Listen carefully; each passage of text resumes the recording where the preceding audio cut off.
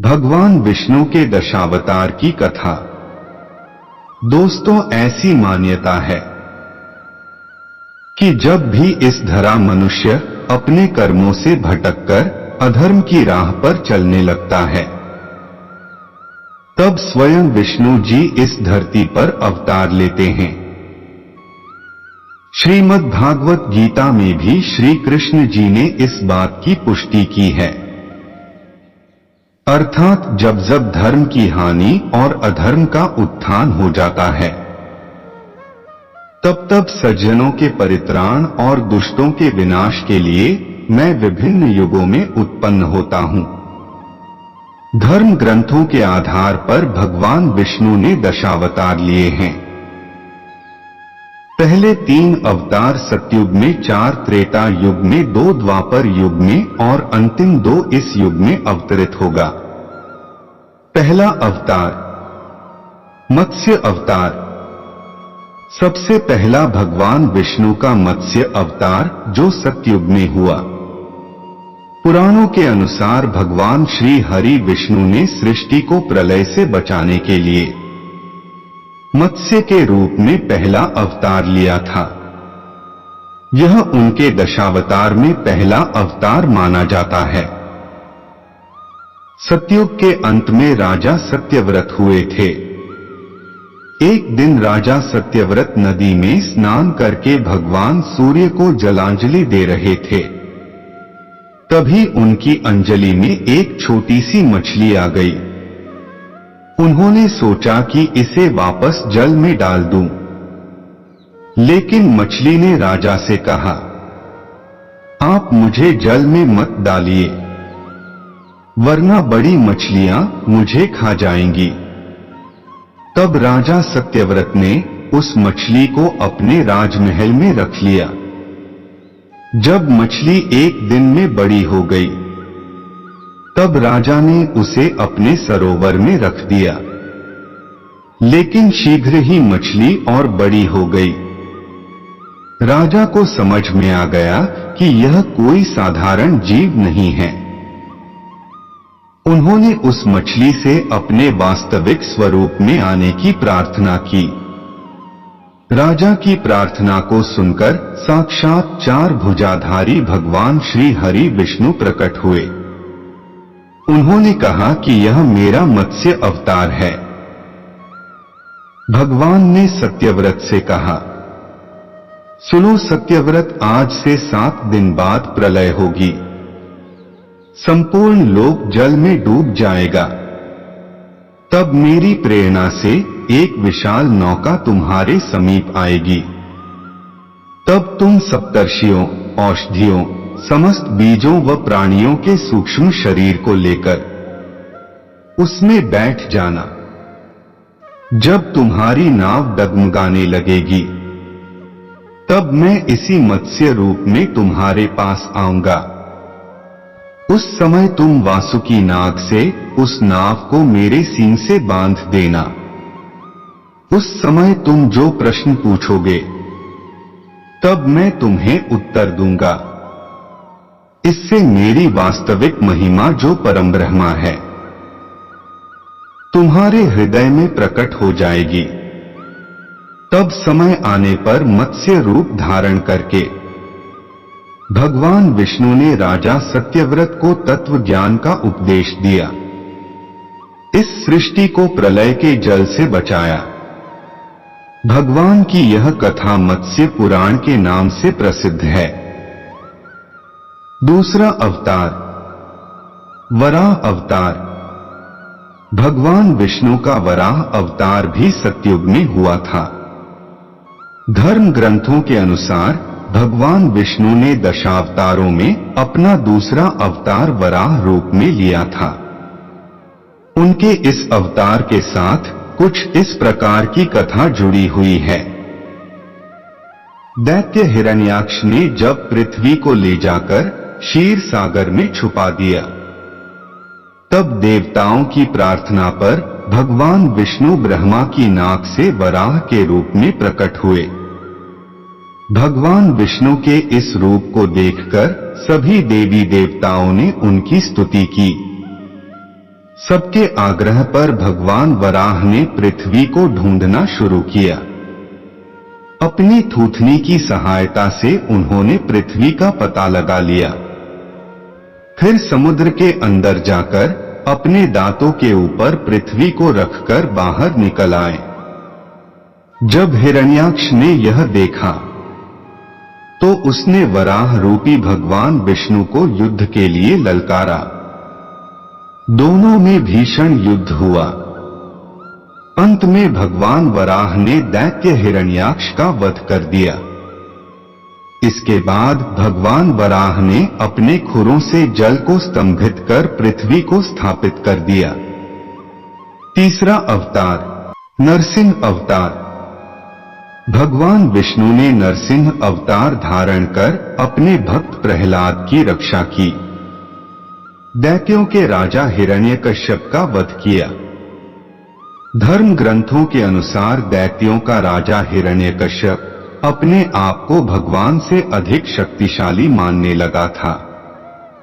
उसने मनुष्य, देवता, पक्षी, पशु न दिन में न रात में, न धरती पर न आकाश में, न अस्त्र से न शस्त्र से, न मरने का वरदान ब्रह्मा जी से प्राप्त किया था। उसके राज्य में जो भी भगवान विष्णु की पूजा करता उसको वह दंड देता था। उसका पुत्र प्रहलाद बचपन से ही भगवान विष्णु का परम भक्त था। यह बात जब हिरण्यकश्यप को पता चली तो वह बहुत क्रोधित हुआ। उसने प्रहलाद को समझाने का प्रयास किया, लेकिन प्रहलाद नहीं माना। तब हिरण्यकश्यप उसे मृत्युदंड देने लगा। हर बार प्रहलाद भगवान विष्णु के चमत्कार से बच जाता। हिरण्यकश्यप की बहन होलिका थी, जिसे अग्नि से न जलने का वरदान प्राप्त था। वह प्रहलाद को लेकर धधकती हुई अग्नि में बैठ गई। तब भगवान श्री हरि विष्णु की कृपा से प्रहलाद बच गए, लेकिन होलिका जल गई। जब हिरण्यकश्यप ने स्वयं प्रहलाद को मारने का निश्चय किया, तब भगवान विष्णु ने नरसिंह अवतार लिया। खंबे से प्रकट होकर अपने नाखूनों से हिरण्यकश्यप का वध कर दिया। चौथा अवतार, कूर्म या कच्छप अवतार।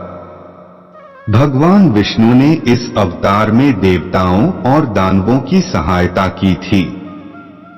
भगवान विष्णु के कूर्म अवतार को कच्छप अवतार भी कहते हैं।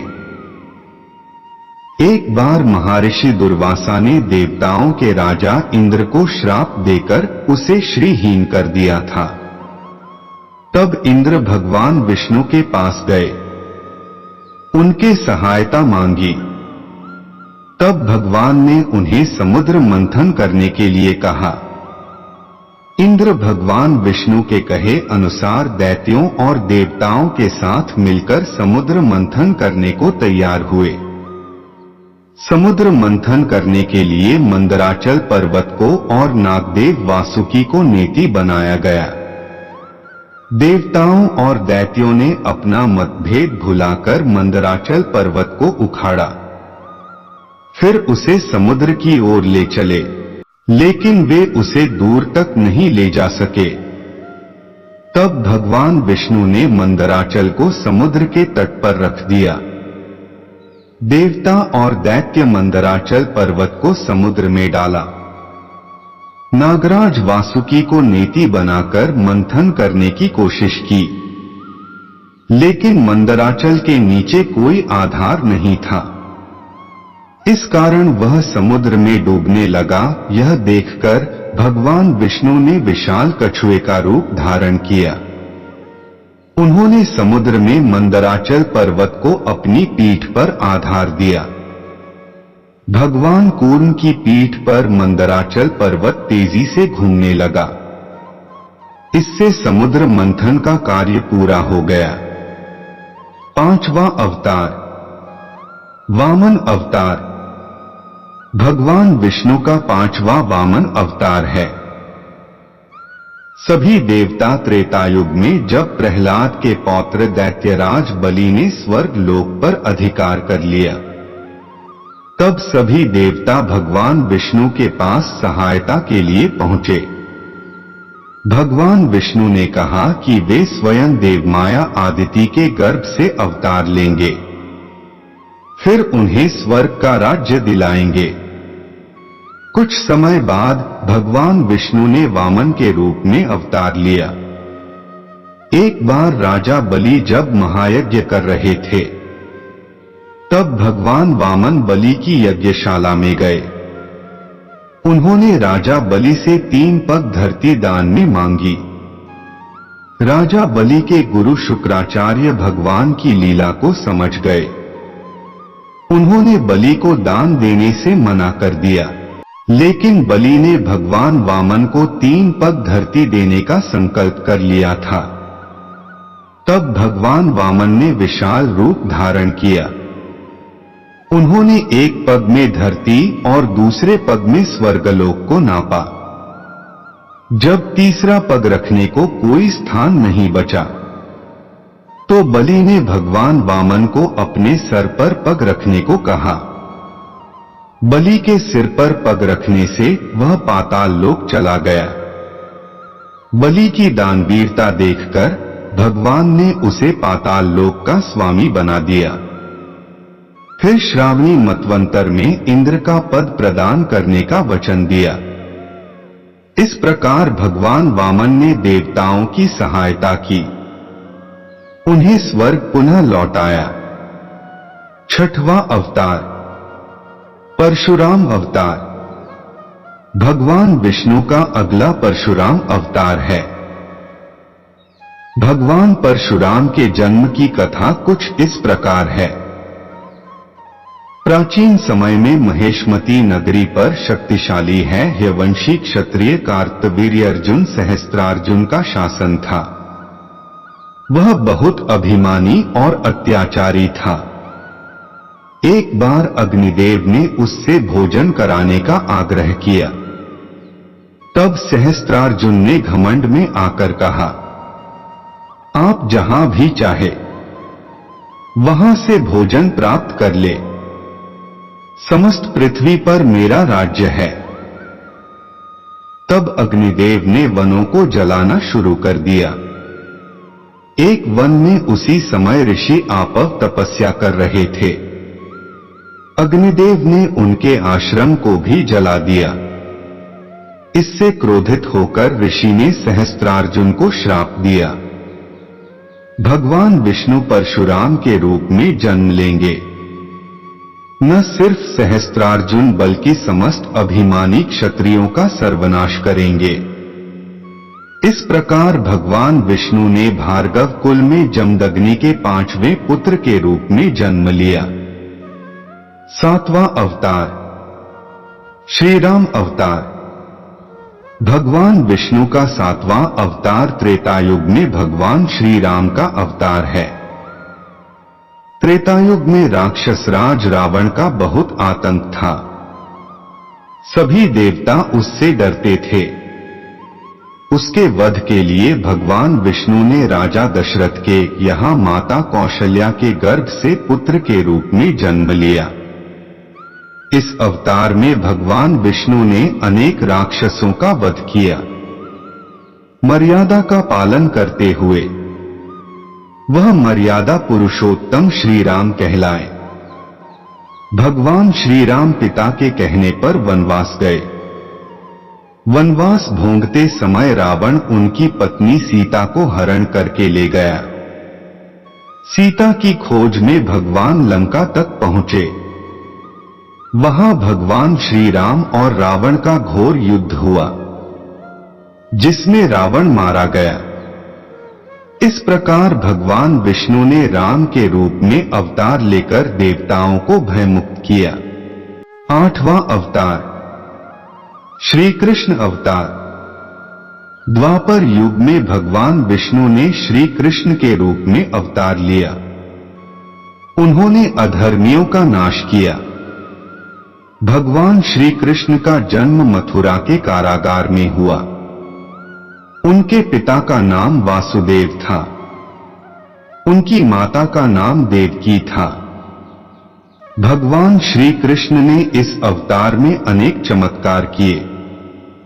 उन्होंने दुष्टों का सर्वनाश किया, कंस का वध किया। महाभारत के युद्ध में भगवान श्री कृष्ण अर्जुन के सारथी बने। उन्होंने दुनिया को गीता का ज्ञान प्रदान किया। भगवान श्री कृष्ण ने धर्मराज युधिष्ठिर को राजा बनाकर धर्म की स्थापना की। भगवान विष्णु का यह अवतार सभी अवतारों में सबसे श्रेष्ठ माना जाता है। 9वां अवतार बुद्ध अवतार। भगवान विष्णु का बुद्ध अवतार कलयुग में हुआ। बौद्ध धर्म के प्रवर्तक गौतम बुद्ध भी भगवान विष्णु के अवतार माने जाते हैं। एक समय दैत्यों की शक्ति बहुत अधिक बढ़ गई थी। देवता भी उनके भय से भागने लगे थे। राज्य की कामना से दैत्यों ने देवराज इंद्र से पूछा, हमारा साम्राज्य स्थिर रहे, इसका क्या उपाय है? तब इंद्र ने शुद्ध भाव से बताया कि सुशासन के लिए यज्ञ और वेद विहित आचरण जरूरी है। तब दैत्य वैदिक आचरण और महायज्ञ करने लगे, जिससे उनकी शक्ति बढ़ने लगी। तब सभी देवता भगवान विष्णु के पास गए। तब भगवान विष्णु ने सभी देवताओं के हित के लिए बुद्ध का रूप धारण किया। उनके हाथ में एक मर्जनी थी, जिससे वह मार्ग को देखते हुए चलते थे। इस प्रकार भगवान बुद्ध दैत्यों के पास पहुंचे। उन्हें उपदेश दिया कि यज्ञ करना पाप है। यज्ञ से जीव हिंसा होती है। यज्ञ की अग्नि से कितने ही प्राणी भस्म हो जाते हैं। भगवान बुद्ध के उपदेश से दैत्य बहुत प्रभावित हुए। उन्होंने यज्ञ और वैदिक आचरण करना छोड़ दिया, जिसके कारण की शक्ति कम हुई। तब देवताओं की शक्ति पुनः बढ़ने लगी। 10वां अवतार कल्कि अवतार। धर्म ग्रंथों के अनुसार कल्कि अवतार कलयुग और सतयुग के संधिकाल में होगा। यह अवतार 64 कलाओं से युक्त होगा। पुराणों के अनुसार उत्तर प्रदेश के मुरादाबाद जिले के संभल नामक स्थान पर विष्णुईशा नामक तपस्वी ब्राह्मण के घर भगवान कल्कि पुत्र रूप में जन्म लेंगे। कल्कि अपने देवदत्त नामक घोड़े पर सवार होकर संसार के समस्त पापियों का विनाश करेंगे, धर्म की पुनः स्थापना करेंगे। इसके बाद सतयुग का प्रारंभ होगा। भगवान विष्णु को सभी देवताओं में सबसे अधिक पूजनीय कहा जाता है। सबसे अधिक दयालु और कृपा करने वाला कहा जाता है। उनका सरल स्वभाव है, जिसके कारण वह समय समय पर अवतार लेकर दुष्टों का नाश करते हैं, धार्मिक मनुष्यों की रक्षा करते हैं, धर्म की स्थापना करते हैं। भगवान के इन प्रमुख दशावतारों का भी यही उद्देश्य है। दोस्तों, वीडियो पसंद आया हो तो वीडियो को लाइक और शेयर करें, चैनल को सब्सक्राइब कर ले। धन्यवाद।